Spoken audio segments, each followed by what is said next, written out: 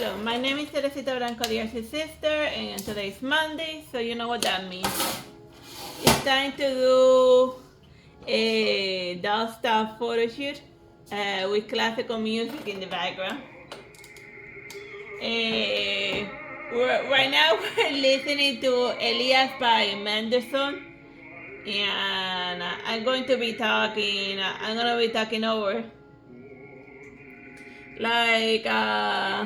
I don't know much about Mendelssohn, but I do know the prophet Elijah, kinda. I once read the Bible once, mostly as a book, cause I just got like people always saying this is in the Bible, that is in the Bible. Now I will know what's really in the Bible or not, so that people can just so that people just can't lie to me about stuff. So yeah, like Elias he was a prophet of the magical variety kind, that remember Moses, he split the Dead Sea in half and created a bunch of snakes to bite his very own followers because he was angry at them or something. That's how it went, right? Yeah. But then he created a snake, a snake totem, like a statue that if you looked at the snake statue, you got cured of the snake bite, but you were still getting bitten by snakes. Mm-hmm. The Old Testament is weird. Yeah, because you're not allowed to make idols, but then you have Moses making idols, so it's like... So only Moses is allowed to make idols. So yeah. That's just, I'm sure there's a theologian who can explain that one to us, but we don't have a theologian at hand. So yeah, that's why you're listening to it. So then Elijah's deal was that there was this woman, the king of Israel. He fell in love with a pagan woman.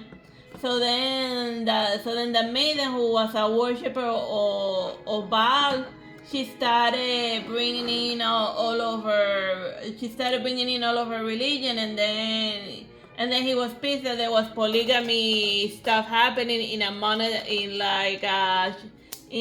church where there was supposed to only be worship of one God. But it's funny because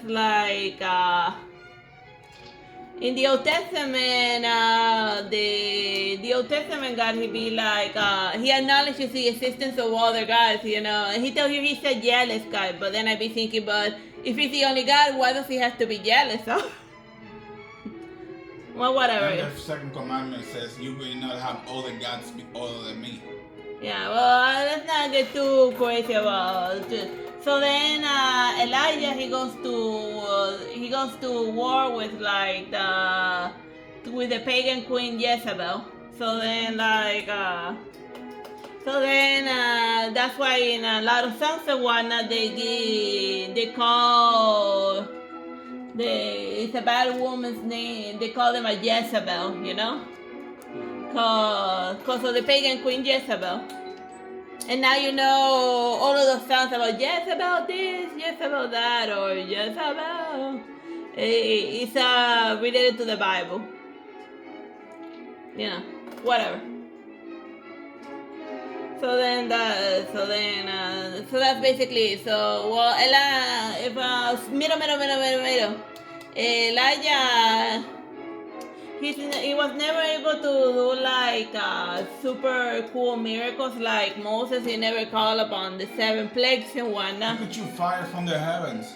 Well, yeah, kind of, Don't you remember when he had that scene? Oh yeah, that he was fighting with the prophets of Baal, and then when they were done worshiping, Elijah called fire from the heaven, and he could sacrifice. I also remember that he also shoot fire.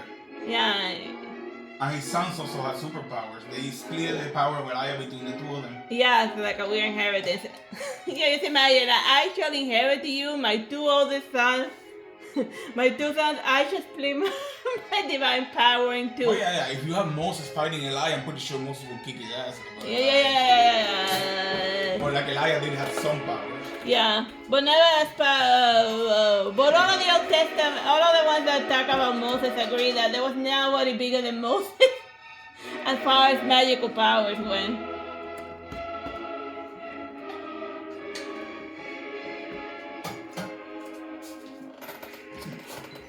But yeah, Elijah did have some powers. Yeah.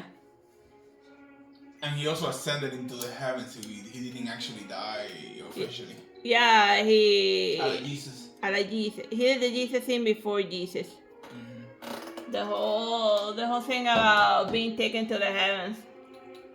You know, he skipped the death thing. Oh no, yeah, but then like when his sons died, a dead guy was dropped on top of his son's grave, and then that person resurrected because even as a corpse, the king could still resurrect people.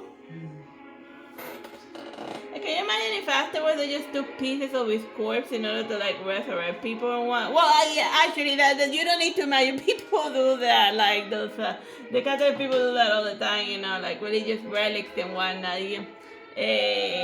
Taking out of the grave like saints and whatnot in order to have like worshippers like pet their bones and whatnot in order to get miracles. And yet they still say like let the dead rest. So like, you know, whatever. Unless it's a saint. Unless it's a saint, you're not allowed to rest. Because they say there's no rest for the wicked, but I guess there's no rest for the good people either. No rest at all. Whatever, humans have always had a weird fascination with bones and whatnot. With like bones and whatnot. Oh, they line the catacombs with bones. Yeah, like, can you imagine an entire wall full of like dead people eyes just staring at you, judging you? That's like a thing that happened. Yeah. Whatever. Like, we can't judge how the religions of people that have been dead ages ago. It's like, you know, we don't know what it's like to be like constantly afraid of like the Black Plague and whatnot, and like getting attacked by like people from all sides, or even your feudal lord, and like everything being chaos and whatnot.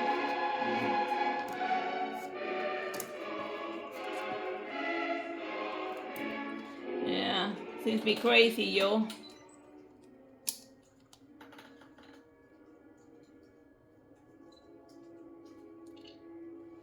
I like how the hair of the doll has like slight hints of pink. I like pink.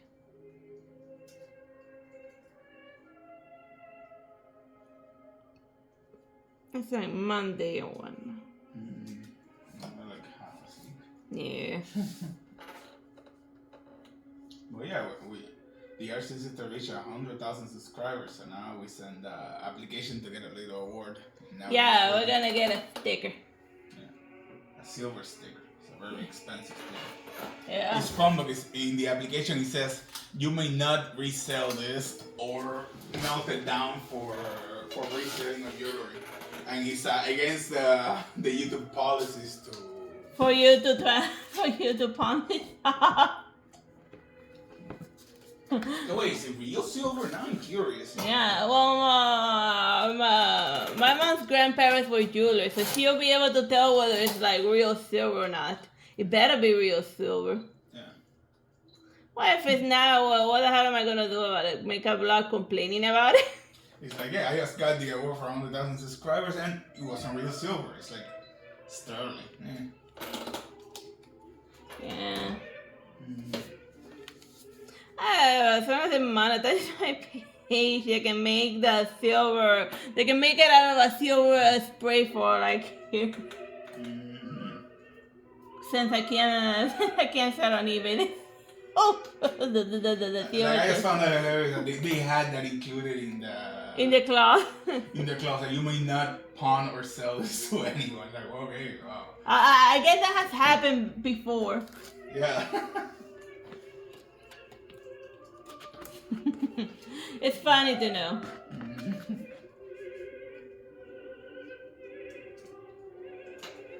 And if it has like a microchip or whatever, or anything fun, or if it's just gonna be like, oh, we ran out of all of the cool stuff, but then since you're a chick here, you'll just be happy with this. Because only like the real guy YouTubers get like the nice silver plaque. Or or they'd be like, oh, we're all out of silver. I even take bronze if it's like 100% bronze. Like a funny thing about the bronze statues, that they change color where like humans have been touching it a lot. Cause the oils or the human hands are absorbed by the bronze. Or is it, no, I think it's marble the one that does that. So then if you see like, so then like online if you see a marble or a bronze statue with like a weird coloration in a certain spot, that's because they've been touching it a lot. And then I saw like this chic statue. Oh yeah. Where like the upper chest area is the one that has like the weird coloration, and I'm like, oh guys. It's fun. There's a funny story about that.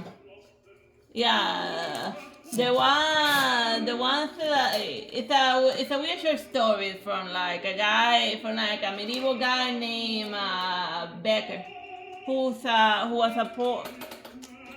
a poet, but he also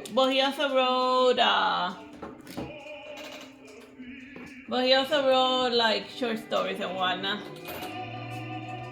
So then in the story, there's like these knights that are camping out in an old ruined church. And then like this knight develops a serious crush on the statue of the chick. So then, as every drunk knight usually does, he starts hitting on the chick statue. But then he notices that the chick statue has a guy statue right next to her, and then he'd be like, oh, well, I hope you don't mind me putting the moves on your wife. It's her statue night. So then, like, when he goes, so then the night guy, he goes to kiss the female statue in the mouth. So then, like, the guy statue punches the knight in the face.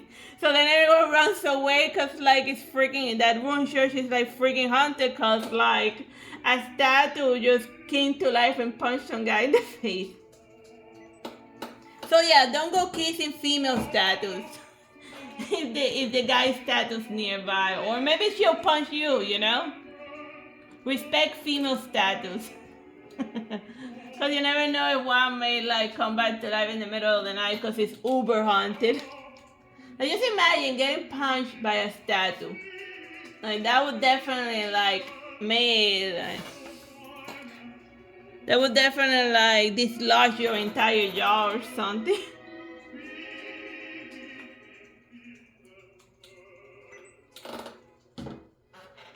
Oh, speaking of statues being alive, El Volador de Sevilla at the end has a statue that comes alive and kills someone. Yeah, that's Don Giovanni for the English speakers.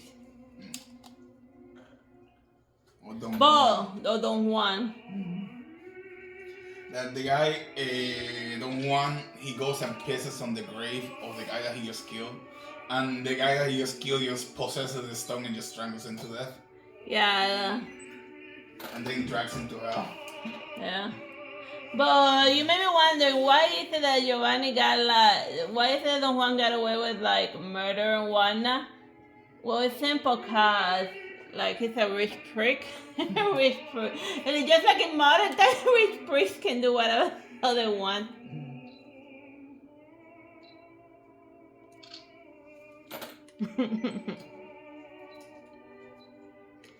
Just, and plus I think it happened via duel. But then you could legally murder someone if it was a duel.